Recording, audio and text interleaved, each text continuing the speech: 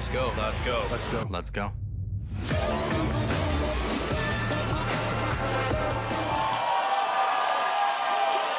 Ladies and gentlemen, welcome back, and let's go. The 2018 Summer Split starts right now, and while the teams get ready up on stage, we're going to hit the countdown. We got some cool stuff to show you guys, so follow me.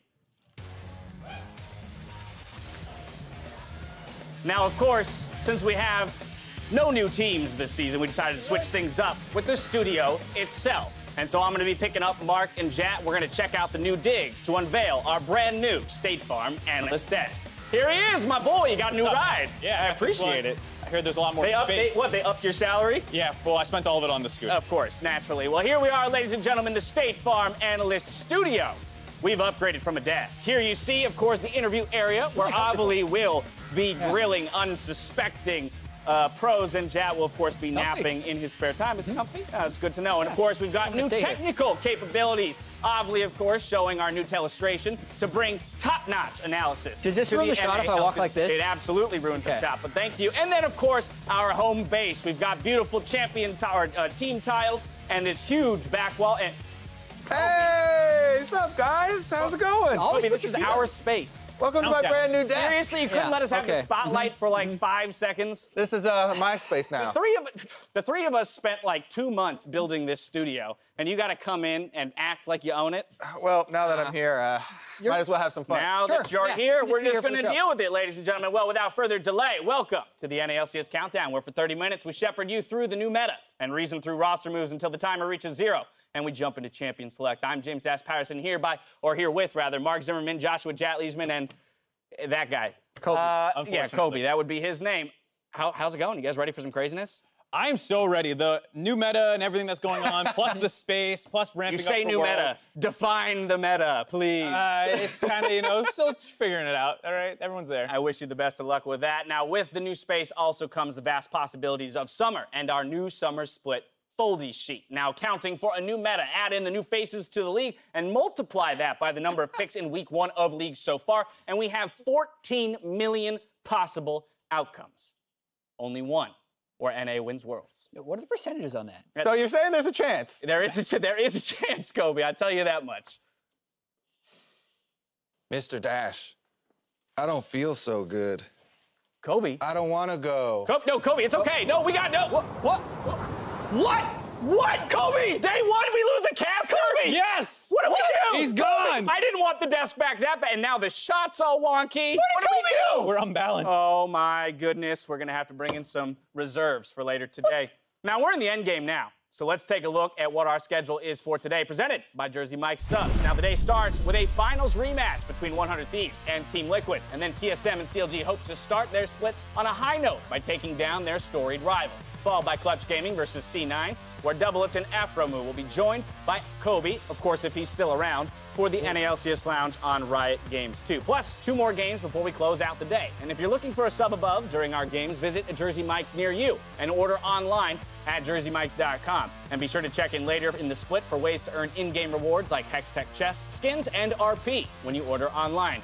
I'm going to be eating a lot of sandwiches this split. Mike's way. Definitely Mike's way. Nice addition there, Mark. Now, in the spring split, we had only 9 returning starters to kick off the franchise era. In summer, we have only 9 changes to the starting rosters in week 1, a stark contrast. Yeah, and it was even fewer before Cloud9 decided to make changes at the last minute there. But we see with franchising, players signing longer contracts, teams having academy leagues, so the level of available talent outside of your own roster of 10 is a little bit lower. So you need to have a much larger impetus to make a change, which is why I think we have fewer changes coming into this split. So among those changes, you already kind of noted it just a moment ago. The 2 biggest ones are from 2 of our playoff teams that seem to be the most surprising, C9 in particular. Yeah, I mean, this is a team that had a number of players on their all-pro position, and then out of nowhere, they dropped Jensen, Sneaky, and Smoothie, 3 of the best players in the league that we're used to seeing, and they've put in 3 players from their academy roster. Yeah, it is so crazy. 377 consecutive LCS starts for Sneaky, which will end today with their announced starting roster of having Keith in the AD carry slot or the bot lane carry slot. I mean, so how do you justify this? How do you explain as large a roster move as this? Dash, it's so strange because these guys were second team or third team all LCS in the spring, which was a couple months ago. As you know, Sneaky has started all of those games, and the fact that after the news happened, they all kind of tweeted out like benched smiley face, benched XD face. Then Jensen went into a little bit more detail, saying that he said it wasn't due to toxicity or poor individual performance, and they wanted to shake things up. But it's a huge move with the reputation these guys have, and I still can't quite believe it with kind of the memeing that was happening on Twitter, if it really is a move to have potentially Golden Glue, Keith, and Zazel as the main C9 guys. I mean, a year ago, you would never assume those kinds of names are going to replace these names here on Cloud9. Beyond that, let's jump over to TSM, who, again, continued struggles in the jungle, if you will, and that Mike Young now supposedly sharing time with Grig. Grig, of course, the starter. Yeah, and this was another kind of late season announcement in terms of that they would be splitting time, but then we saw Mike Young in the Academy League for both games earlier this week, which makes you think, of course, Grig going to be starting here. And even then, like another kind of example of like these kind of trolly tweets indicating maybe something else behind the scenes. A while ago, spam tweeted something, better jungler wins, and then a couple weeks later, you're swapping your jungler up. It looked like there were some significant problems with Mike Young, who previously they had put all their support behind. Of course, with the new players comes a new version of League of Legends, and while we would love to talk about every change that we've seen, we've only got about 12, 13 minutes to go before Game 1, so let's get some spark notes going into today's games. First thing you have to point out, of course, is what's going on in the bot lane. It's no longer AD carries, it's bot lane carries. And there's still a lot of marksmen, especially things that you're seeing at MSI. Ezreal and Kai'Sa still up there, some Xayah, Ashe and stuff. Lucian getting those big changes with some of the itemization as well. But when those A tiers are gone, anything else seems like it's viable. Yeah, this is for patch 8.11 as well. So basically 1 week of LCS, LCK, LPL, and EU LCS play has given us this much diversity. Now, most of these picks that you see on that screen are 1 game, 2 games, because it feels like so many of these teams have reached their own conclusions, or maybe even just hypothesis that they want to try and test out that this is actually how you approach the bottom lane. But that is more than I have ever seen by far for that position. That's not bot and support. That's literally just the bot carry position with 27 unique picks in week 1. And the position thing's important because a lot of those things can be played elsewhere as well. So when you're going through the draft phase and the game's coming up, do not assume anything. Pretty much, Vlad can be played in 3 positions. Aurelia can be played in 3 positions. So it's super, super flexible. Of course, we even saw in other regions, though, along with this, the idea that, well, if champions from previously other lanes or roles are going to move into the bot carry position, should other players be piloting those champions as opposed to the traditional bot carry? Yeah, there's an LPL team called Snake that actually subbed out their traditional marksman player, subbed in their substitute support player, and ran double melee bot both games in a series to a lot of success. So they're the only team that did that. I don't think that's going to be a very common strategy, but at least it's a possibility, and it's the direction some teams are going. Yeah, maybe the substitution will be less frequent, but other players are still getting flexed around based off champion now. So we saw Faker play Darius in the bot lane. In Academy, they had their bot laner playing the Mordekaiser mid. So people are moving all over to accommodate the picks. That, of course, brings us to the other strat that we've been seeing a lot of, this kind of gold funneling relationship between mid laners typically and the junglers as well. And this is the other kind of crazy strat that's starting to emerge. Basically, you take a very strong scaling jungler, you give them the mid farm and the jungle farm to try and catapult them ahead, making a super Yi, super Kai'Sa, some of these champions that scale very well with gold. Yeah, and I feel like it's actually a bit of an extension of what we saw at MSI with RNG and Uzi, where they were giving him so much farm in the mid game. It just happens at the start of the game. So they don't even joke about having, it's just a second support on the map. Now I want to see Uzi start getting farm from 2 lanes in a jungle. But Kai'Sa jungle Uzi sounds good to me, man. But looking at the pool of players that we have in front of us from this league in particular, what are you excited about most here to see played today? I think it has to be Wild Turtle. This is a guy who has played other positions professionally. He's always been known as being super aggro, flashing in on Kalista and things like that. And now the meta allows him to play Yasuo and Vladimir and these other champions that have a lot more agency than marksmen are used to having, as well as the fact that Lucian, Kai'Sa, and Ezreal are the marksmen that are viable right now. All of that screams Wild Turtle meta. Yeah, I mean, I remember playing with him on Yasuo. We were victorious. We won in under 20 minutes. Yeah, he's already played it this year, so he's a step in front of the rest of the league right now. Yeah, and I'm also really excited to see Huni, because he has always been one to push the envelope, even when there wasn't much envelope to push. And now it feels like things are wide open, even though most people haven't experimented that much with the top lane. We've seen Aatrox emerge as a new pick, but for the most part, it's tanks or bruisers. I wonder if Echo Fox is going to allow Huni to move elsewhere, to funnel farm, to play very strange champions, because if anyone is going to do it, it's going to be Huni and Echo Fox. All right, well, focusing in on the first match, probably sounds ready to enter the wild world of this split. So I definitely hate being the first ones on a new patch in our region for sure. I feel a little bit more comfortable in the fact that I think no region knows what's going on right now. So that gives me like a little bit of like peace of mind where it's like my confusion right now, it's like met with every other team's confusion. So it's not as much panic as usual, even though this is a gigantic change on this patch. This is definitely a new game with the new patch. So I'm ready to beat Liquid this time.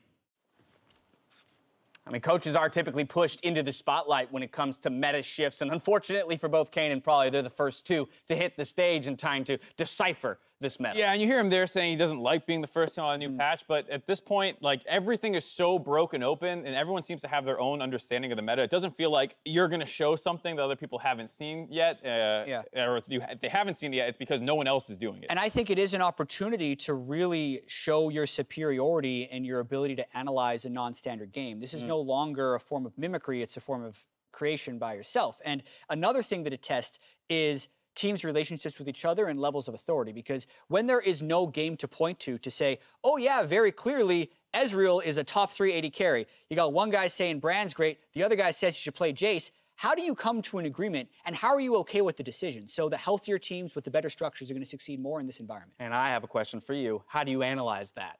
We'll get to that later today. Now, for both these teams last split, they heavily relied on their bot lane. Again, we spoke to Doublelift earlier on the stage, and of course, you got Cody Sun and Aframu on the flip side of the matchup. Well, how do you expect this to play out today? Right, well, we know Team Liquid are the defending champions, but we also know they're not going to play the same team comps they were playing when they won the Spring Split Championship. I still think that this team needs to play through Doublelift in some way. He is their leader in and out of game. I think even if you're playing different champions, you can still bring bot lane as a carry matchup.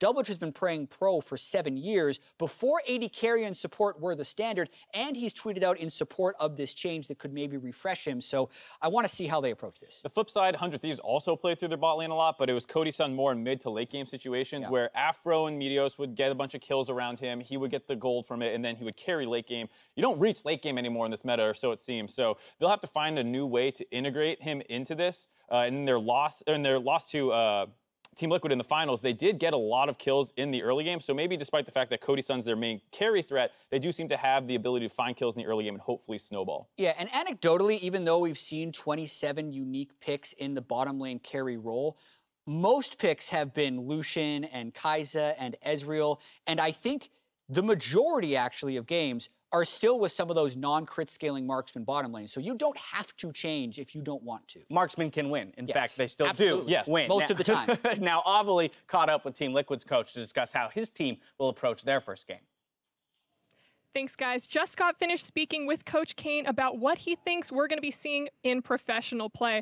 He said that because the meta is so difficult to predict right now, he has no idea. But he's feeling very confident with Team Liquid's preparation, especially since they just came back from MSI and now have that international experience. He said that the main focus for this split is going to be figuring out how to work with these new champions and new team compositions during all of these team fights. And as for their game against 100 Thieves, he had one message for Prawley. Sorry, but we're going to win. Back to you guys. Well, with 5:40 left on the clock before champion select, I want to get some win conditions up on the board. I have a feeling this one will be tough for you guys. But starting with Team Liquid, Mark, what do you got for me? Understand the meta real good. That's do better. Yeah, do better. Do better. But for them specifically, like, it's understanding the meta for yourself, because we're highlighting the fact that you can do different things based off what your team strengths are. And there are a lot of fighters in the top lane, but we know that, Impact's at his best when he's not on those. Singed is super meta. You have Orange super meta. Those are two of his best champions. Try and get him on a tank, and then find something for Doublelift. If it is the Yasuo and the more aggressive stuff, because he's been practicing that a lot, I know we've seen it in his solo queue information, maybe that's what you go for. And if not, he plays a nasty Lucian. You can just stick with the marksman for him. Right. So understand what works best for their team, and I believe it will be tank top, aggressive bot lane, and hopefully some kind of more supportive mid. Jat, what's the response? Yeah, well, I still think if these teams are sticking to their scrim pockets with some discipline, they haven't scrimmed each other, so they shouldn't actually know which direction these teams have gone. Therefore, if I'm Prawley in this draft phase for 100 Thieves, I'm delaying my support and my bot lane carry pick as long as possible in order to try and get a counter pick in that lane. I don't care as much about if Impact can get ahead in top lane or if Pobov can get ahead in mid, because they have Team Liquid hasn't carried through those positions. You get a counter pick bot lane, whatever it is in either position, just so you can control that and get double out of the game, I think is the most important thing for 100 Thieves in this game. When you look at both of these teams, does either team have a jungler that speaks to you as being able to pilot, let's say, the Yi in that kind of super Yi composition? You know, Smithy has made his name recently a lot with things like Sejuani and Gragas and stuff like that, but he also has a really amazing Kindred, Graves, and Ezreal. Even at Worlds last year on Immortals, he was playing those. So I think he has the tendencies, if needed, to play the carry-centric style. It's just if Team Liquid want to opt the resources into him. All right, well, this spring split is behind us, and so are the prediction records. And with a clean slate, let's pull up your predictions for the day. Now, TL got tested on the international stage, but now I'm going to test the two of you. We are against different. some opponents overseas. You see them flown up here. Our guests will reveal those to you in just a moment. The guests are getting revealed. All right. Either way, we have 4 different picks. We're getting with Echo Fox versus FlyQuest. Yeah. We'll get back to this graphic, but real quick, I want to throw it to a video as our guests are a few of the pro players from the LPL. 我比较看好 TL 战队吧，因为我在世界赛上看到大师兄的表现还是非常好的。 그리고 TSM이랑 CLG. 전 TSM. 왜냐면 TSM은 항상 그 북미에서 잘해왔기 때문에 TSM이 그래도 되지 않을까. 西九对西区战队的话，我还不是特别了解吧，所以但是西九的话知名度还是蛮高的嘛，所以我觉得西九可能会赢。我觉得是 Focus 吧，因为其实这两个队我也不是特别的了解，然后我知道 Focus 有个 Huni 嘛，我觉得他也挺强的。 그리고 골든 가디언즈 대 옵틱 게이밍. 저 옵틱 게이밍. 왜냐면 제가 알기로 골든 가디언즈가 좀 저번에 좀 안 좋았다고 들어가지고 옵틱 게이밍이 이기지 않을까? 그렇게 될 것 같습니다. Uzi, Bang, and Ming weighing in with their predictions overseas. Who they got for these Yeah, predictions. this is some A-list talent. Yeah. Get them up here. Get Jad out. Now, that said, I want to give you guys the opportunity to return to your discussion between the two of you on your predictions, because there were quite a few differences. I mean, so it's a lot of speculation right now, not only just because, hey, start of a new split, but like, what are these teams all playing? So I think I agree. TL versus 100 Thieves would have been one probably pretty likely to split anyways, but I do think that based off how much Doublelift has tweeted he's been loving the meta and stuff like that, True. I expect that means their scrims have been going well. Interesting one for me, Jad, is the fact that you predicted C9 even in the face of that roster swap. So did our pro players from the LPL. They didn't even know! They're not here for me to question. Yeah, actually, because I have enough trust in Jack and Reaper that they wouldn't make this choice if they didn't think it was going to give them some level of success. And apparently I was the #1 clutch hater last year, so I'm just going to continue that trend. Yeah, that seemed to work out well for you. Exactly. It was great. I mean, the only game in which you guys agree is that Echo Fox game sitting in the 4th position of the day. Why is it that the two of you index towards them more than anyone else? I think it was the only position with a clear mismatch at how the seeding ended last split, as well as the fact that, you know, Echo Fox has Dardoch. If they're going for a crazy jungle style, they have Huni. Alltech and Adrian can play something like Ezreal Morgana or Ezreal Braum and maybe be fine. Yeah, and across the board, I actually did preseason power rankings. We did them on the dive. You want to reveal those?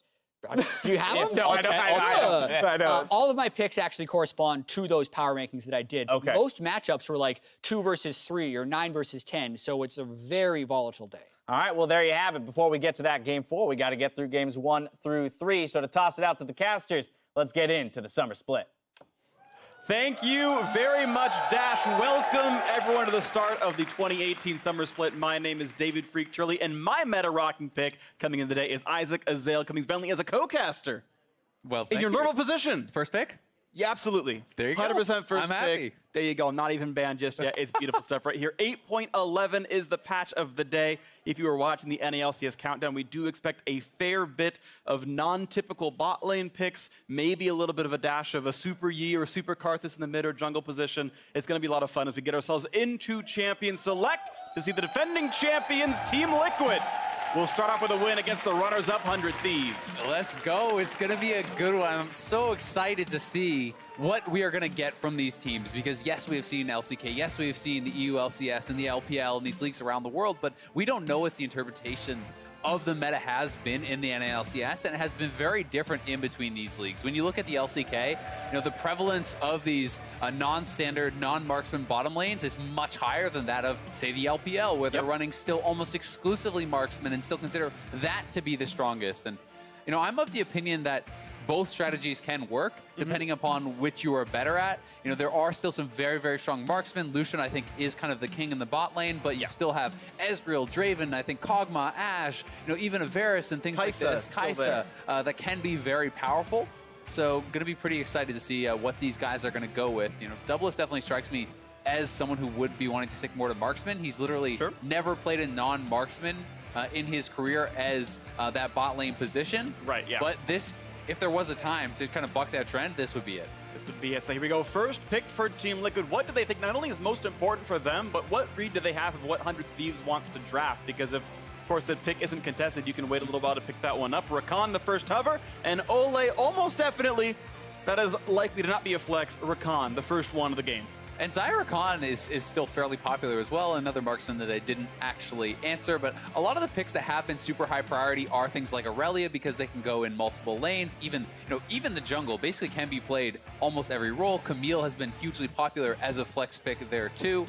We have been seeing in a lot of things like Vladimir and Ryze and some of the other regions going bot lane, going top lane, playing mid as well. So flex picks have been one of the most important things on this new patch, because it makes it so difficult to really answer your opponent's picks in the drafts. If there's a Darius and a Ryze and a Vladimir and whatever, you don't really know where everything is going, so it can make it more difficult to actually pick the proper matchups. Absolutely, and just to set expectations during this champs, like about half of all games so far in Pro have been standard versus standard, roughly to that degree right here. So if we just see, Doublelift and Cody Sun bring out Ashe and Varus, and you've got pretty much normal tanks everywhere else, that is, again, about half of all games, and I think we'll see something come out throughout the day. But again, it's up to these teams practicing in secret, hiding the traps from one another, and then hoping they come out with the right strategy on day one. Exactly. I mean, this could very well be a Trundle jungle here for Meteos. That's my assumption there. It could just be Aurelia top or mid, which was a more traditional flex pick for this champion. Ryu or Someday definitely could both be playing that. But it also could go straight bot to Cody Sun. We could see that mix up, and Camille, another very, very powerful flex pick, as I was talking about. Smithy could certainly be piloting that. You can see that in the bottom lane. You can see that in the top lane. And Zyra will be the lock-up for TL. So will be a standard bottom lane, tried and true here for Doublelift and Olay, at least for game number 1. It will, and of course we have seen even over in Korea a super Camille strategy where there was a supportive mid. I think it was Braum played alongside Camille, and Camille jungle got all the farm, helped take over the game. That was actually a counterpick to a Master Yi, but these sorts of flexes are still available for Team Liquid. We'll have to wait and see, of course, as they do have a pretty standard bot lane. And now with 100 Thieves, that could be Aurelia mid, Vladimir top, or it could be Aurelia or Vladimir in the bottom lane, and we'll wait to see what 100 Thieves thinks is optimal. Yeah, 100 Thieves is striking me much more like they are going to go for those atypical bot lanes, like they are going to kind of do this. We've been seeing a ton of Vladimir bot in pro play, actually more Vladimir bot than really in the standard solo lanes, and Aurelia could be going a number of different places here. Definitely could be in the solo lane, could be bot as well, but it's looking like TL, I think, especially with their style of play, it makes more sense for them to play relatively standard. I am expecting Impact to still be on a tank. You could theoretically put Pobelter on a support mid and then have that power farming Camille, or he could just be on a Zoe or something along those lines and play it quite standard. Right, and Impact could be the Camille. We haven't seen any jungler mid pick yet. There is a lot to go through, and of course that's hard for 100 Thieves. They're banning Lulu, not even knowing if that's a viable champion for Team Liquid right now, but something they've even practiced, but it is off the table here. Alistair banned away from Afromove. Of course, that Trundle could go support, but wait to be seen what this one is about. And yeah, just to kind of talk again about the topic of are the teams going to play non-standard or not, because, playing typical marksman, typical mage is a completely viable strategy. It's not that these teams didn't try, it's that they thought, yeah, playing Zyra is our best first foot forward. Yeah, exactly. And I do think that the win rates have shown that marksman is a totally viable way to play this meta still. A lot of teams have been very, very successful playing almost exclusively marksman. Some of the teams are having success playing the non-standard lanes. Others, notably SKT, a lot of people are seeing they're trying all this crazy stuff. None of it is working for them. So it is not the only way to play. A lot of the meta takes getting taken off the table, though. Ornn and Singe both gone for Impact. Could push him down a little bit. Another thing that we have seen kind of rising up in the top lane that wasn't really talked about much on the desk is Darius. Darius has become much more popular in the top lane, and Impact, as a guy who loves to blind pick tanks, Someday, as a guy who has actually played Darius in competitive, that is certainly an option there. Leona as the pick, and we still don't know. This still could just be solo lane Aurelia Vlad, jungle Trundle, Leona plus X bot lane. But Leona bot does make me feel like we are going to have a Leona Aurelia or a Leona Vladimir. That is kind of more my assumption. Right. Those are very strong all-in lanes. Also, the fact that, Cody Sun is actually sitting on Ghost leads me to believe that he might be the one, perhaps playing the Vladimir there. Could be pretty interesting, but Galio could be mid, could be top. Is going to pair really well for the Camille, whether that goes jungle or top. We know that the Ultimatum plus Grand Entrance combo there, Heroic Entrance rather, is a very, very powerful combo. And this could be blind pick Aatrox top, which is gaining a lot of popularity across the world. Really considered a very good matchup into pretty much all tanks. It's a very, very good counter pick into GP. Has a lot of really, really strong matchups, honestly. And okay, let's go. Game number 1 of the summer split, and alphabetical champion number 1, Aatrox in the top lane for Impact. And I want to see what Someday picks up against it here. There is still a small chance that you see Aatrox jungle. I have seen it a little bit, but definitely expecting it to be Aatrox top, Galio mid, Camille jungle, looking fairly standard for TL. Only real change here from last split would be that Galio and Jace, if that gets locked in. I have seen. Oh, okay. Renekton. So it's gonna be the non-standard bot. My guess is it's gonna be Vladimir plus Leona bot. We'll see how they want to actually swap it around. There is the possibility to just kind of go different options there, but expecting to be Trundle jungle. Okay, so maybe Aurelia plus the Leona bot. This is very, very interesting. I mean, any one of those three could go alongside Leona because you're facing Xayah Rakan, and if you think you can go for all-in burst damage, then an early game fighter like an Aurelia, like Renekton, you can stun combo that. But if you need Vladimir to be your primary carry, maybe you give him a little bit of an easier lane. I mean, against Galio, of course, that's not too hard, but 5 seconds to go until lock-ins are guaranteed. Teams can swap up until that 20-second mark. Vladimir in the bottom lane, Aurelia mid, and Renekton will be the pick to answer Aatrox top. So this is what I was most expecting. Vladimir plus Leona is a very strong combo. That makes the most sense with the picks that I was seeing, and Leona, did kind of lend itself towards running these sorts of bottom lanes. Someday on the Renekton, definitely a very heavy lane bully, can match up well against the Aatrox, but in my experience, Aatrox certainly can take over in later stages, and one of the real strengths of Aatrox is diving with the Bloodwell passive. You essentially have that built-in GA, and when you add a Camille plus Galio, that could really be Someday getting picked on in the top lane, trying to snowball Impact on this Aatrox and take over through top. And be a crazy split push. He's going to have solo XP and might have a really good time fighting those one-on-ones later in the game or being a disruptive front line, but it is roughly 4 melee plus a Xayah for Team Liquid and 4 melee plus Vladimir for 100 Thieves. No marksman here for the red side. The runners-up the North American LCS, and they've got Cody Sun playing an all-new champion in their inaugural game of the 2018 Summer Split. Well, in their second split as a team, a brand new roster made it to finals. A great run by pretty much everyone's considerations, and it's already crazy. Vladimir's got an ancient coin. I think Cody Sun's playing a supportive mid or something.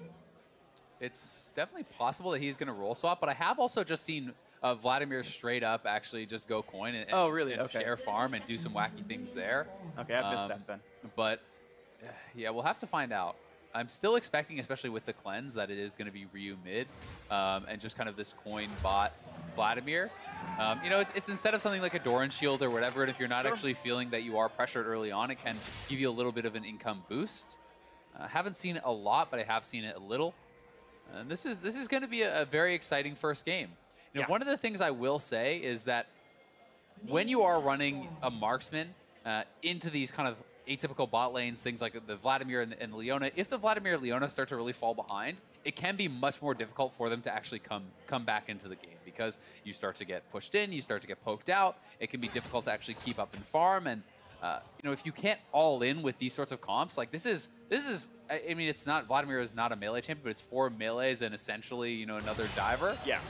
You have to be able to win fights, right? The wave clear is not good. It's not safe on 100 Thieves. So that makes the early game so much more important. And when you're playing a composition like this, if you fall behind, there is very little fallback pattern besides just grouping and fighting and hope you win. So, early game important for 100 Thieves. That is something we've definitely noticed watching pro play so far this year. Wave clear, much weaker. Inhibitor and Nexus turrets, more fragile. Baron Nashor deals a lot less damage to champions, making it easier to take in a lot of cases. If you get behind, these games can end sometimes very quickly.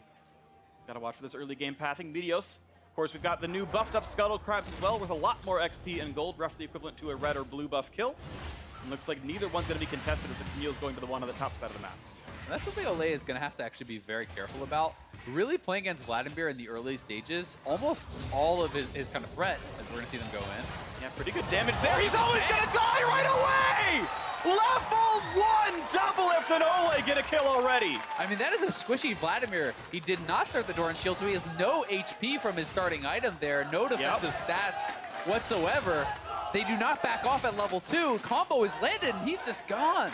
Cody just didn't flash the knockup, saving it for the next one maybe, but that's normally double his forte. And this one, now the watch, the mid lane fight comes in, and Liquid look angry. That's Ryu down very low in health already. Starting where they left off in the finals, a really good couple early minutes here for TL. And as I said, it can be so difficult, you know, as these lanes, if you do fall behind. I mean, that's first blood to the bottom lane, straight onto double lift on this marksman. And here it is one more time, just not actually expecting perhaps this all in. There's level 2. They needed to know that this was coming. The root is landed, and that is just a straight up dead Cody Sun. Yeah. You need to either flash the root, flash the engage, or as you have to in almost every other aggressive matchup, when they're gonna get level 2 and you're not, you back off. Like that is, you know, bot lane standard. So to me, that's just a straight up mistake and something that is not about playing Vladimir. That is just about playing bot lane. You can see the last time we saw Aatrox a good 4.5 years ago. He is back, ready to go, and just in time for his rework, of course. So he's been powering up. Yep, he's been getting better, and here we go to the top lane fight. A nice chain stun comes through, but also fight on the bottom side. This could be double if Cody Sun grabs that kill. A nice gank coming through for Meteos, making that one happen, as someday it would walk away with his flash burn. Yeah, nicely done there for Meteos, getting down to the bottom side of the map. And remember, this is double lift with TP. He does not have a heal to perhaps, you know, get him out of that situation. He will not list farm because he can TP back, but that was a critical gank for Meteos to pull off because it gets Cody Sun back to a stage where he can be relevant in this lane, where he picks up a kill, he picks up some gold, and his next phase, he'll be able to get something. I'm going to shove this wave in right now. Double Phil able to get that pickaxe recall thanks to the first blood he got earlier, so he's pretty okay sitting in lane for a little while. Pobelter, level 5, looks to make sure there's no early Trundle solo on the Ocean Drake. We've seen that happen before, but with the bot lane having priority, nice move there. Watch this fight again, Meteos right behind them. Yeah, this is just really well done for Meteos. He's actually saving the pillar until after the flash is expended, and that is just really well done, knowing the double lift will have to flash, locks him in after the summoner is used, guaranteeing that kill, and just a good job there from Meteos, getting this bot lane back into it. Even a nice play by Cody Sun. He actually ghosted to get in melee range for Sanguine Pool to get more slows going once he got out of the pillar. So the three of them all put in their crowd control. Again, I think the kill went to the right person with the Cody Sun Vladimir having it. We've got ourselves a still 500 gold difference in this game as Impact walks by a ward looking near mid. Yeah, and so far, Smithy did try to gank top, at the same time. Obviously wasn't able to actually convert on that kill, but I tend to think that Aatrox can outscale this Renekton in the 1v1, so it's going to be more about, can Impact actually survive? Can he farm up and really be successful later? And we have to watch a lot for Smithy and Pobelter 6, because that is when you really can see this three-man squad set up plays very well, because Aatrox stacks up his passive, he has the Blood Well, he takes aggro, and you dive onto that Renekton. We'll see, of course, he's not yet level 6, so the tank stats aren't there. The ultimate, of course, a pretty important survival tool for that champion. Level 4s across the board down this bottom lane as Cody Sun and Double Lift are splitting farm pretty closely, only a 5 farm difference. Talk about some of the mechanics of the coin, even though, of course, it can give you mana regen, not the best thing on Vlad. The fact that it gives move speed can be a pretty big deal as well. Yeah. We'll see as the build progresses. Yeah, and I mean, just from his coin, he's actually earned 126 gold already, right? So it is just kind of like a greedier start. Like, I see it, Vladimir starting coin, somewhat akin to an AD carry starting cult, right? It's something where he obviously wasn't expecting to really be under pressure and die. That went wrong, but that's kind of the investment or the bet that he was perhaps making. It's also interesting to note that Double Lift is going lethal tempo, which is something that we didn't really used to see very much on Xayah. So this is something that has been buffed a number of times over the last couple of patches, and is, I would say, extremely strong in the mid and kind of later game stages. And again, if you don't need fleet footwork, which has been nerfed a few times to actually get through the laning phase, then hey, it can really up your DPS later on. Yeah, it's definitely a very good teamfight damage sword there. It's nice for Xayah because you can use your Qs and things to trigger the in-combat mechanism and then pull up with auto attacks afterwards. Someday you can see running away as Impact pushes him out. Level 6 on both these top laners, and about equal farm here. And pretty much any time Impact gets his actual like passive active when he has that full blood well, Someday has to just back off and respect that. Ooh, this is going to be dangerous. Trundle's right in front of him. The pillar not going to come in time to stop the Q over, but he's still running for his life. He's got Flash. He's going to get over the wall, and the chase in for Someday. And his blast comes back out. Yeah, has to use his Flash. Will get out of there, though, but yeah, all the bonus stats you actually get when that blood well is fully active. You get a lot of extra attack speed there, and you do become kind of pretty powerful with that actual passive active. Plus, you obviously have the GA built in as well. It is looking like he's going to be rushing towards the Titanic. This is something that people have been doing pretty commonly. The build I've been seeing most on the Aatrox is actually Titanic rush into a Rage Blade. There are some different options you can go from there. If you want to go more for the dueling power, people are going to play the Rune King. You can split off and go into Black Cleaver and these sorts of things. So definitely some options, but new pick in the top lane and one that has really been doing well across the pro scene. Absolutely the case here, and Impact, of course, notably known for being best on tanks. If he can actually survive and do well on fighters, that is a good look for Team Liquid. It's something that we had seen fans malign them for. And Ole takes the Grom. Thank you very much. It doesn't always mean the most in the grand scheme of things, but it feels so bad. And Meteos actually, I think he would have got 6 off that. So that's actually a big deal if they can force a fight right now, because this is a Trundle without his ultimate. And a control ward means actually a vision deficit. Yeah, Meteos is smiteless for a few more seconds. Now the blue resets. This could even be a buff steal. Pobelter has the ultimate available, not in range just yet, but good try to join. And Smithy is trying to wait for Pobelter to get in range here, I think, before he wanted to make any plays. And Pobelter has actually opened up a pretty big lead in the mid lane. Once he picks up all his farm, it's over 20 CS ahead here for Pobelter in that 1v1. And Galio is going to be problematic for the 100 Thieves team. You essentially have 5 men trying to dive in, and then a Galio to answer that. And Ryu roaming top. Might only need 2 in this time. They're going to chain together some of the CC. Here comes the Galio over on the wrong side of the wall, though. The burst still coming across from the taunt, and now he's going to be able to revive. That's a pretty important timer now. 2 versus 2 continues. A big stun. The damage coming across. That's the kill answered back. 100 Thieves on the board of their second. Yeah, nice roam up there from Ryu. Was answered by Pobelter, but kind of an awkward fight because Impact was A, already low, B, didn't have his flash, and then it looked like the Galio ultimate, he's actually separated from him because of where that landed in. So a bit of an awkward fight here for TL, and this is Impact flashless. Ryu trying to make the punish. Actually does land the stun there from Someday, kind of guaranteeing the next one, and then you'll see Galio landing over the wall, not immediately able to help, has to expend his flash, has to get in there. Thankfully for Impact, he did actually get that passive to proc, but they didn't have enough damage left in the tank to actually turn that one around. And at that point, Pobelter out of cooldowns, couldn't put any more damage towards the Irelia. An easy walk away for Ryu. This means this game is only 500 apart. Doublelift has opened up a farm lead in the bottom lane. He's going towards what I'm going to guess to be Storm Razor. I think it's the only VS Sword pickaxe item that I can rack my brain around, but that'll be a quick early power spike for him. Yeah, going to be going early for that Storm Razor. I'll be curious to see if he decides to get an early Executioners or anything like that to help deal with the Vladimir. The Trundle also has quite a bit of healing. Even the Q resets for Aurelia is quite a bit of healing. Renekton has Q healing, so there's a lot in there. And I do think healing a debuff could be a pretty worthwhile investment.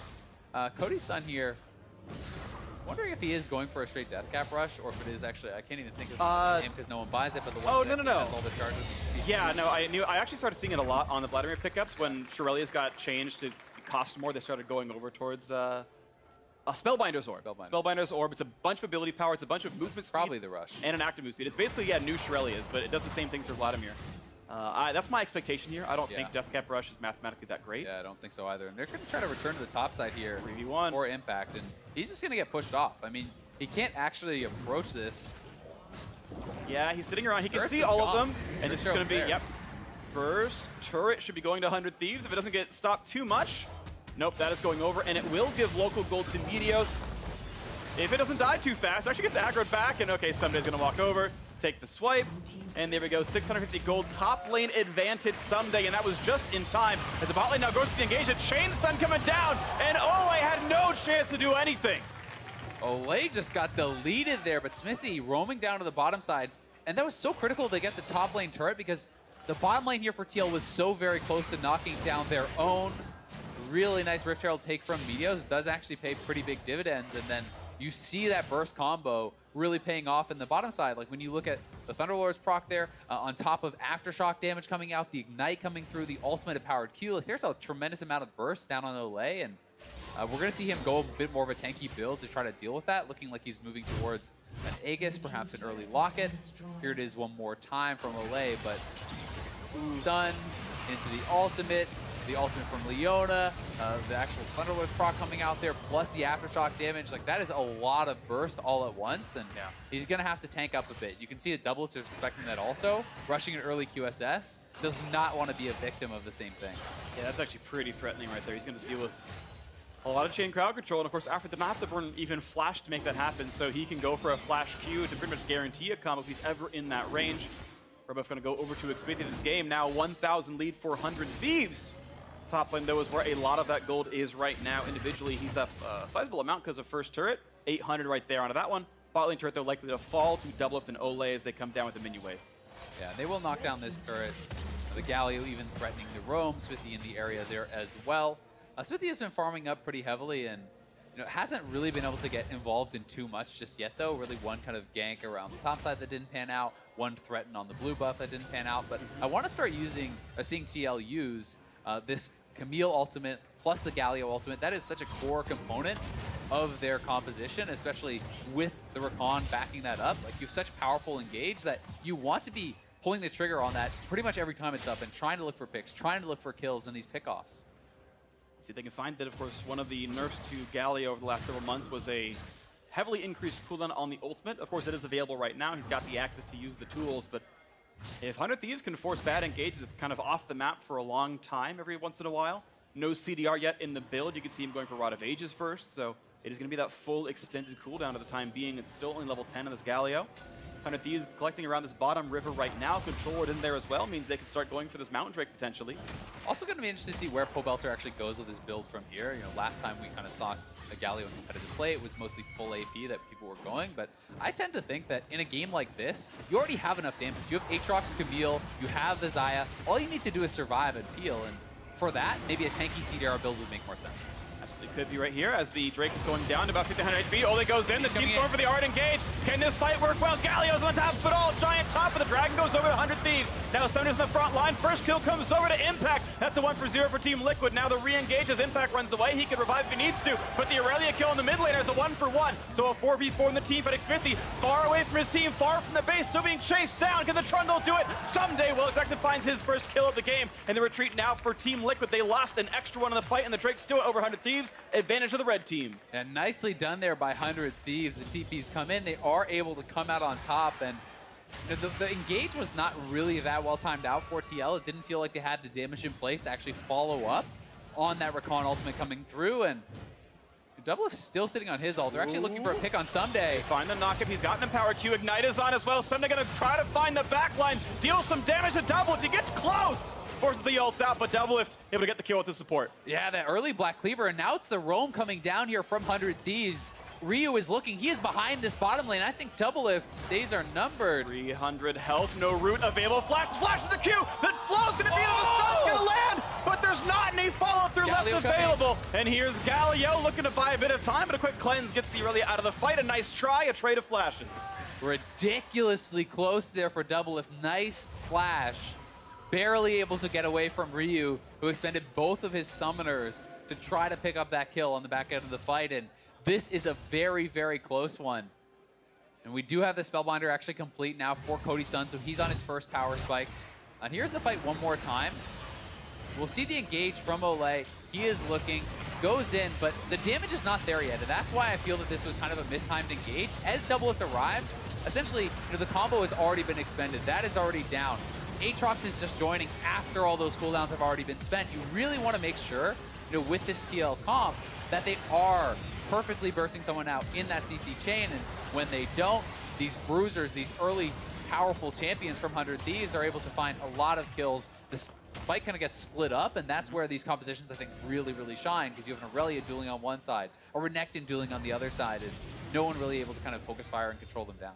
Pretty good damage to the Medius. That Trundle's been, of course, pretty good in these sort of scrappier fights where you're going to siphon a lot off of the Galio or someone else, and pretty equal performance from everyone here as now the mid lane pressure is in. Team Liquid have 4, and Someday not exactly away from their Crocodile. But with the taunt in the front line, Impact now joins all 5 there. Can't quite find the knockup. A quick charm on a Cody Sun, but now it's a re-engage. Vladimir wants it. He's got some damage on a double. The stun is going to land, but a pretty good QSS gets him away without more than a moment's notice, and will not be any kills. Not a Captain Jack, but it was Captain Double Lift. It was pretty good. Yeah, maybe it's Lieutenant Jack. Lieutenant Jack? Yeah. Sergeant Jack, perhaps? Sergeant Jack. I don't actually know the ranks very well. Neither do I. Okay. We're going to go with Sergeant below we'll Captain. Yeah, we're good. Either way, going to be able to get out of there with a good QSS. But 100 Thieves do defend the turret. And this is kind of, a lot of people often ask me, you know, in this meta, well, how do these teams, like 100 Thieves running, well, how do they take turrets? How do you actually do anything about taking objectives, right? Well, a lot of it is, mages actually got buffed, so champions like Vladimir have an AP ratio against turrets, so that does help a lot. You also are playing a lot around forcing fights at objectives. So you go to the dragon, they come, you fight them. You go to the baron, they come, you fight them. Or you're trying to split push and find picks, find dives, these sorts of things, because it's not about a slow controlled siege situation. It's about constantly pushing the pressure and really finding these fights where you can get the kills and then take the follow-up objectives. Yeah, and really notably, one of the other ways teams were doing this was Banner of Commander. Right now, it's not being started here for 100 Thieves. They don't seem to think they need it, at least in this game. Of course, that one's going away in 8.12 and has already, but that's not the patch we're playing on here. So we'll see how 100 Thieves want to push their lead. They are only up 400 gold. This one is clearly within reach. Double hit to spike up his next items yet, but I believe he's now got combined cost for Stormrazor. And that'll be a bunch of attack damage, some attack speed, and his first auto attack every several seconds will automatically crit. No, he's actually delaying the build, and Azil picked up. So maybe he is going for full crit, and that pickaxe will turn into a later Mercurial Scimitar or something. It's definitely possible, but I think in that case, if he does just want to go straight up, say, Shiv into IE, the pickaxe, I think, ends up just being kind of a poor buy because it does really slow down your item completions. I can understand that when he died, you know, if that's how much gold you have and you feel that you need the immediate laning power, then that would be the justification there, but it may also be something like, hey, a Shiv back into the Stormrazor or whatever. So we'll find out as he does go on. I do want to quickly point out for those who weren't following the patch notes, Infinity Edge no longer has a pickaxe in it. It's double BF sword, so he is precluded from this being optimal. If he is rushing IE, we'll wait to see what he wants to do. Of course, this is the Wild West basically here in the NA LCS. As we once again have 1 minute until the Drake. 100 Thieves won that last fight 2-1. We'll see if they can find their next road into this game. Yeah, the Zeke's item completion there pretty big for Olay, linking up with Double Lift, and you can see Titanic is done now for for Impact, so that is actually going to be the Titanic into what I'm expecting to be a Rage Blade. That has been kind of the go-to for Aatrox, and that is really where you can start to really turn on. On the other side, you see Someday, and I think he's working towards the Essence Reaver Renekton build, which there was a lot of talk about this a while ago, but if you don't know the interaction, essentially when you press your ultimate, the next attack gives you attack speed buff, but also every time you use a basic attack, it lowers the cooldown on your basic abilities. So what this allows Renekton to do is actually get a combo where he's using his W stun twice, essentially in one engagement in quick succession. And now a quick succession onto the support. After running out of health, he's going to die, only landing a stun for his troubles. 4v5, Vladimir in the back line, gets some decent damage to the Hemo Plague, but now Galio to re-engage. Ryu going to pop his stopwatch for a second, but will still go down. 2-0 Team Liquid win a fight. And they're going to be able to get access to this Mountain Dragon right off of that. Double is holding onto his ult the whole time. You notice this is a different style of play for him on the Xayah. He is not using the ultimate as aggressively as you normally see because there's so many divers. He knows he needs to hold that as a defensive ability, and TL are playing these fights out very, very well, and the game just gets harder for 100 Thieves if they start to fall behind. So we'll see if they can stabilize.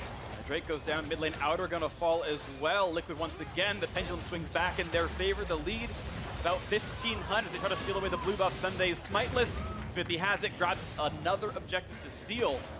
As Liquid are crusting well into the mid game. That pick from Ole just so good. Yeah, that was really, really big for TL, and I just tend to like TL's composition, like their chances because of their composition in this game, a lot more heavily. We see Pobelter is going to be working towards the Zonias, so not full tank, but it is essentially the similar idea, allowing him to buy time in the middle of the fight and be there for peeling, pick up a little bit of CDR for that shorter cooldown on the ultimate, taunt, etc. as well. But this is going to be a tough game, I think, 400 Thieves. Like, yes, there's always opportunities for them to get that really quick pick and kill Double Lift instantly, but if you don't have a really fantastic engage, the Rakan plus Galio CC, as you naturally have 5 men clumping up, becomes so difficult to deal with. And here is the fight one more time.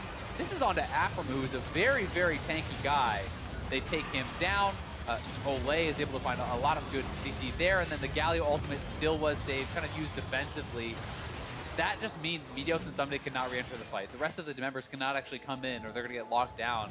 by that Galio and taken down 2. Now Cody-san has paid off his Ancient Coin. He's got the sight still now, and he's going towards the death cap, so his power spike is soon when he has the money. That'll be still a while to go till that, but at least he can play the vision game with his squad. That could be useful up against Team Liquid.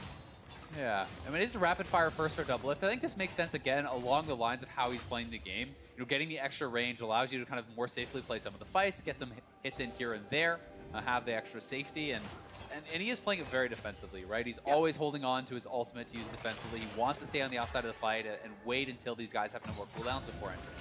Speaking of playful with cooldowns, that SSW you called out is now done for Someday, so I think a very good Renekton fight is going to be pretty incredible. He'll be one to watch for, absolutely. Someday one of the higher profile pickups of the last year or so in the North American LCS. We'll see if you can find something really good to have happen here. And I'd honestly say this is the strongest point of the game for Renekton. Yeah.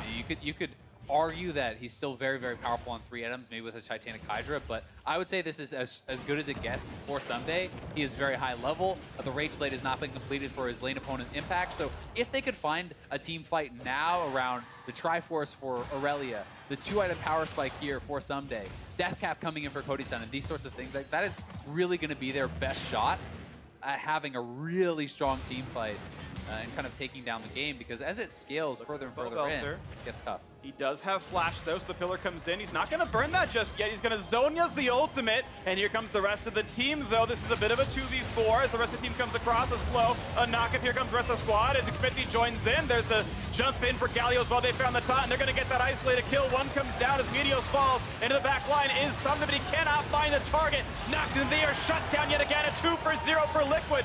It's going to be the revive stopping soon for Impact, but even still another clean battle without casualties. The early flash get away. Cody-san knew better than to wait around a Galio as the turret falls and Liquid are not to be stopped. Yeah, they have the Ocean Dragon. They can regen up. They're going to keep going. Oh, they found the stun after he's got a flash get away. More summoners lost by 100 Thieves. This could potentially be them going to Baron. I mean, they have the Ocean. They have Rakan to heal them up in this situation, and they're going to go straight onto it. This could be a little bit risky. We'll see if 100 Thieves even feels that they can get out here on the map. They should know this is going on. Baron's a bit tanky, but does a lot less damage during the fight, and there's no smite available for Meteos. They can burn this down as long as they respect that Ryu's coming around the wings.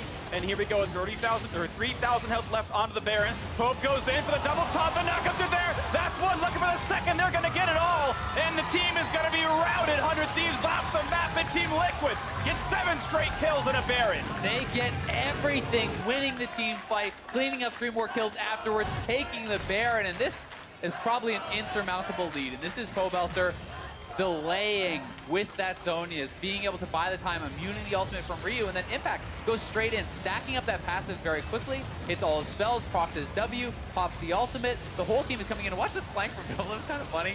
DB's in behind the team, has to immediately alt flash back to his team, but if you can't get on Double, if you can't take him down immediately, there's just too much CC, and then again, TL not risking it. They have the turn here. Impact over the wall, the taunt flash from Pobelter, Olay there to follow it up too, and yeah, 100 Thieves is just getting decimated with the Baron buff. Ooh. NA LCS hopeful, I'm a cutie pie. Double Lift showing him what bot lane really looks like. That is an old rivalry down there. Pichu's got more wins than you, dude. Just saying.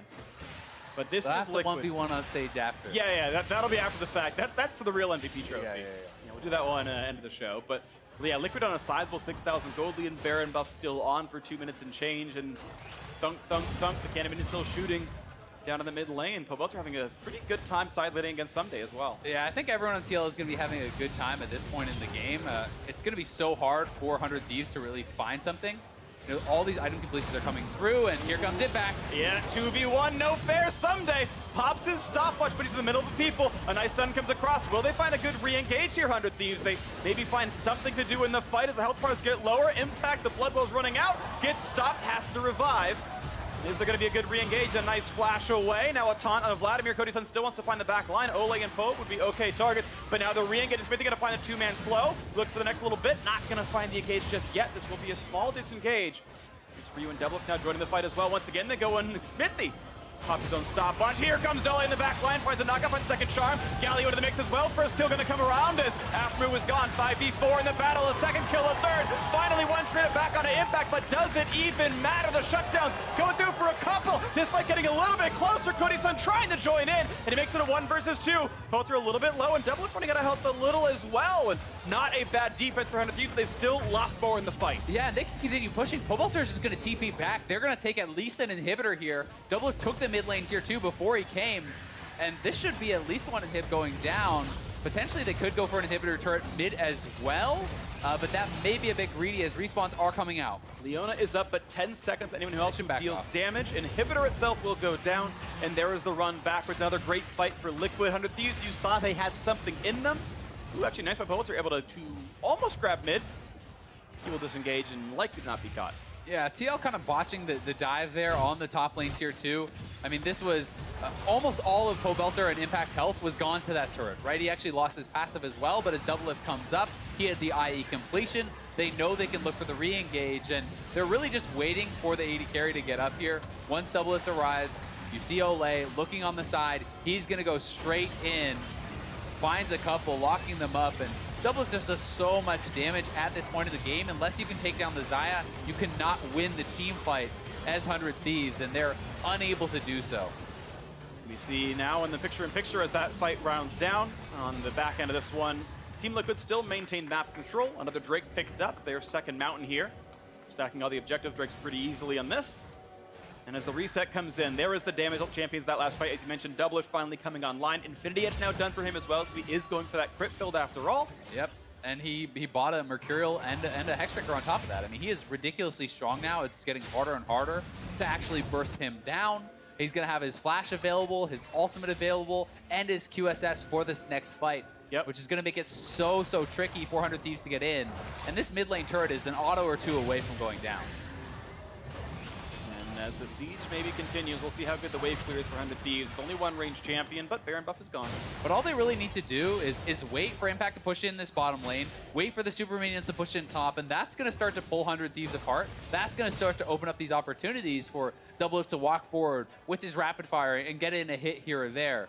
For 100 Thieves, it's all about one perfect fight. They have to find the engage. They have to take down Doublelift. Ooh, almost found a little bit Oats to get away from it. No major CC to be had. A big root in the front line. Did pick off Afmu already. Looking for the second as BDOS runs, but the pillar runs away. But Ryu's going to fall. A double kill so far for Doublelift. Now into the base as a flash over the wall. Smithy is going to fall. But now the chase in. Cody's son trying to run. He's channeling, and he is done. Doublelift on his third. He is legendary to Xayah. Only a single drop in the entire game. Inhibitor to fall. They're ready to go for Nexus turrets and take down them all. Team Liquid running a pretty standard composition and showing up their first game of the summer split, picking up where they left off with an undefeated game against 100 Thieves. Another kill to come across. They just bounce house this poor Renekton. Someday is going to drop. He comes back again. Still a death as he runs back towards the Nexus. I guess he'll live. The Nexus falls. It's all that matters. Team Liquid start the season well. A very strong first game here for TL. Saw some makings of of some opportunities there for 100 Thieves, but really when you run this sort of composition and you fall behind, there's such an incredible amount of crowd control for TL. And by nature, the 100 Thieves comp has to ball up to engage. It's one of those situations where it's 5 people all trying to dive towards the AD carry. If that is happening, well, you're all into the Galio taunt. You're all into the knock-up here from Aatrox and the CC as well from that Rakan. It becomes very difficult to actually get to Doublelift. And we saw in those late-game team fights, if you can't get to him, Marksmen are still incredibly strong. He put out by far the most damage and was really, Doublelift said before the game, oh, well, it's not really about AD carries. This game was about Doublelift. Yeah, it was by the end of it all. I mean, first blood at literally level 1 for his opponents. I think they got 2 really quickly and then used that spike. Of course, kind of unfortunate. Cody's son, maybe his first game jitters, did not flash either of the crowd controls coming in. But yes, very well played to Team Liquid. Well played to Doublelift, taking control of that game. There were moments where Thieves came back. Top lane went well for somebody, despite the fact that a single gank came in from Xmithy and burned the Renekton flash. They came back, brought people, brought the Rift Herald, first turret top lane. That Renekton started snowballing in the early game. There were a couple of good Drake fights as well, but Mid-game rolled around, Liquid played it better. Yeah, they certainly did. And one of the kind of untold stories there was just how well Pobelter was actually laning. I mean, he had a significant CS advantage just on his own in the 1v1. Yeah. So the fact that, Someday was at this really strong point. He hit 2 items very early on, but his mid laner is just still on 1 item. They weren't really all kind of hitting their power spikes at the times that they would have needed or wanted to try to really get a big fight, because you have to get these early fights. You have to play around your 1 and 2 item completions when you're running these full dive teams, because you do simply get outscaled by crit 80 carries, by someone like the Xayah. It's too hard in the later stages of the game. Yeah. And I'd also say for TL, it's encouraging that Impact showed up on a non-tank and performed well, because there was multiple tank bans, and if he can play another style for TL, it's going to mean good things for them this season. Yeah, I do think Someday had maybe a slightly better time in lane than him, but also he got counterpick, so some of that's forgivable. Like, you played fighter with counterpick. You're not supposed to win that lane. So, you can forgive a lot of anything that Impact might have been down for in that one. But now, to help break down the first game of the split, let's send it back to the State Farm analyst desk. Thank you very much, Freak. Avali is going to be catching up with Doublelift in just a moment to hear about their Game 1 win of the split. But our defending champions beating the rematch rivalry, defending that title exactly here in Game 1 against 100 Thieves. And I want to dive right into the champion picks as we saw them, because it was a lot of our discussion coming into the top of the day was how would it develop here in North America. And it's very funny because we're hyping up like all the new crazy stuff that happens, and TL actually go back to a very old comp that's been around for a year plus, with the Camille Galio combination, locking people down, comboing that together with Xayah Rakan, which is something that's still seen a little bit in the current meta. The one new adaptation that has started to see a lot of prevalence is that Aatrox in the top lane. Yeah, and it's still just a top lane priority pick plus a tremendous engage combo. Yep.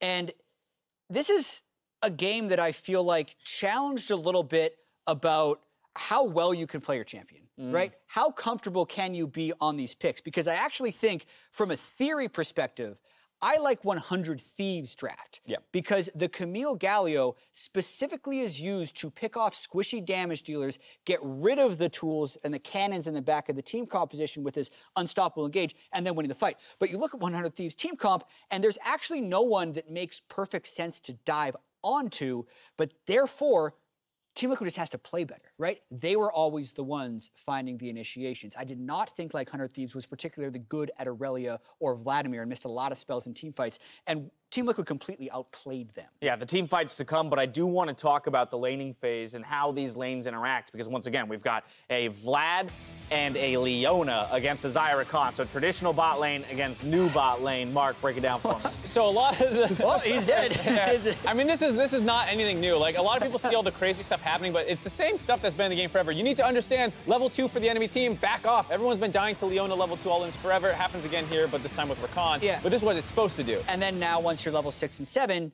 boom, that's the burst of the combo. I think the Vladimir had an needlessly large rod at that point, so it's a huge amount of burst with Leona. That's the fear of both ends. So you could see, I think, a small level of unfamiliarity with both sides. The Vladimir not having heal, disrespecting level 2, which even if you have heal, you need to respect the level 2. Back the heck off. Yeah, and it's about kind of like why these bot lane mages and bruisers start showing up is because they spike harder on one item. You know, like you saw Doublelift have QSS, a BF sword, a pickaxe, and like a lot of random stuff. Whereas like you can go Spellbinder, Protobelt, or the Oblivion Orb or something for double pen on the Vladimir right away and start all-inning at 6 like you saw, but you need to get there first, and the fact that they couldn't execute on that part of the laning phase put them behind from then on. Now I want to return to the point you were making earlier about the way that these team comps interact in the team fight phase. Team Liquid wanting to zero somebody out, but who exactly do you target on this 100 Thieves team? Right, this time they're actually targeting Leona, who has the W armor and MR up.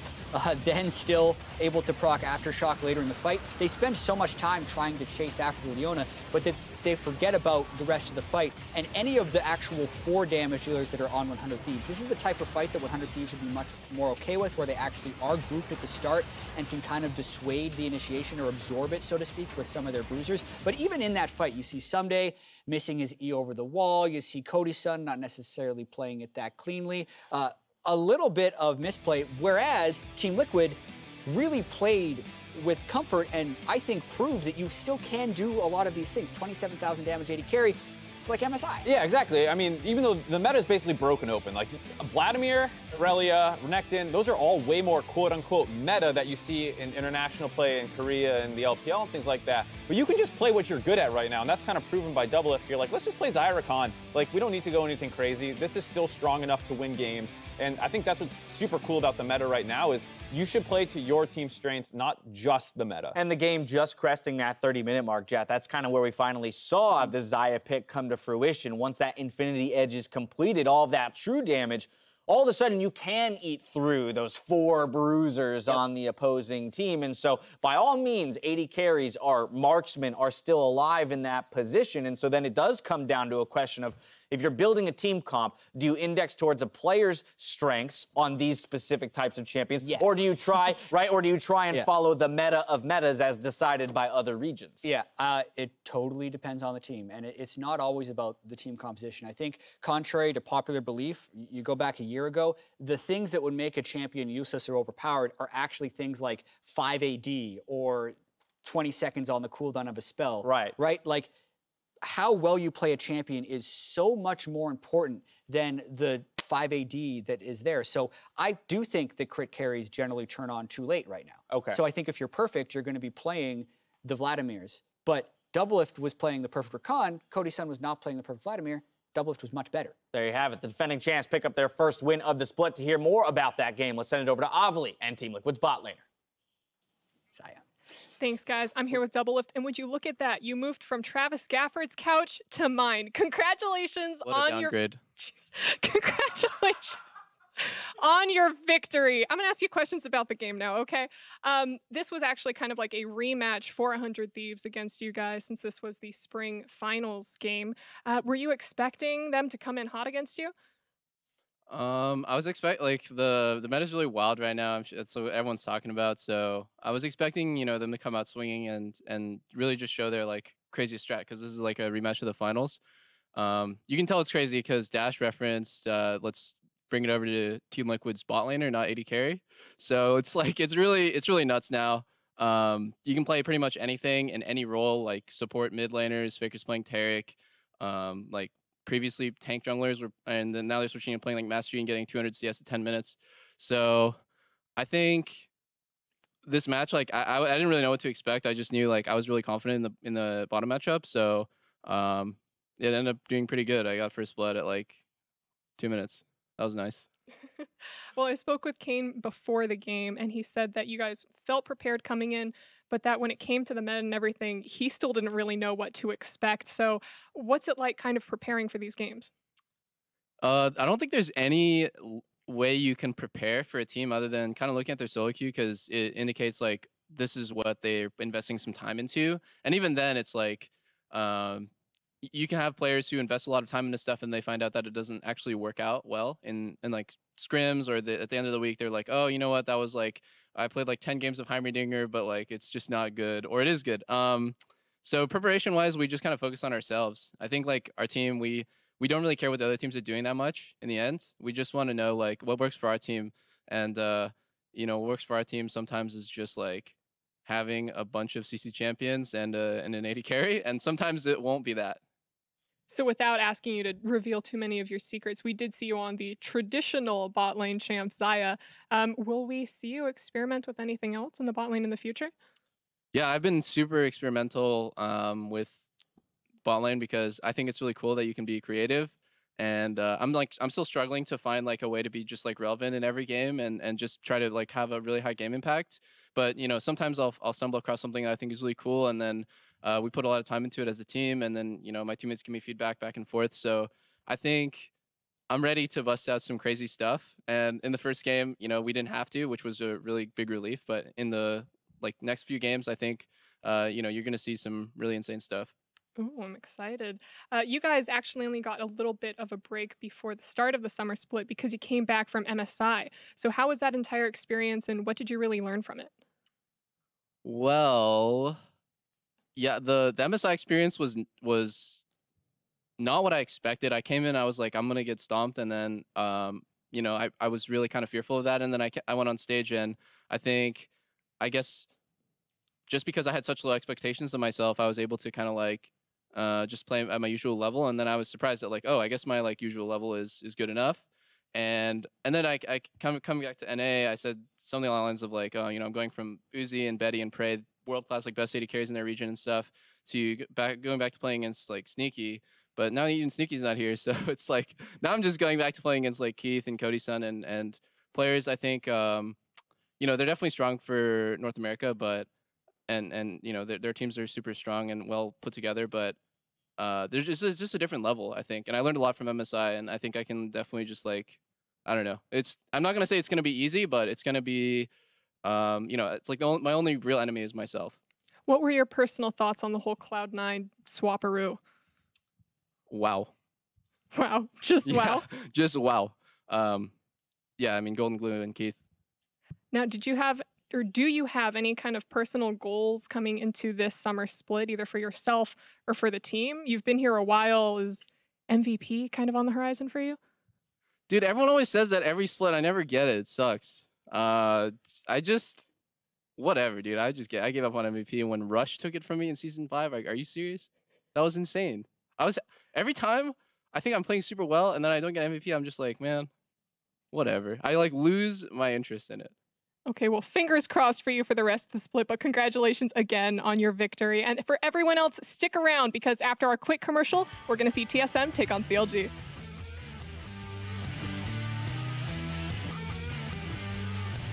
All of his kind of threat as we're going to see them go in. And pretty good damage there. He's always going to die right away! Level 1! Now Sonya's in the front line. First kill comes over to Impact. That's a 1-for-0 for Team Liquid. Now the re-engage as Impact runs away. He can revive if he needs to. But the Aurelia kill in the mid lane is a 1-for-1. Hope goes in for the double top. The knockouts are there. That's one. Looking for the second. They're going to get it all. Leon inside. I'm going next. I'm next video. We can end. Here's Team Liquid. Start the season well.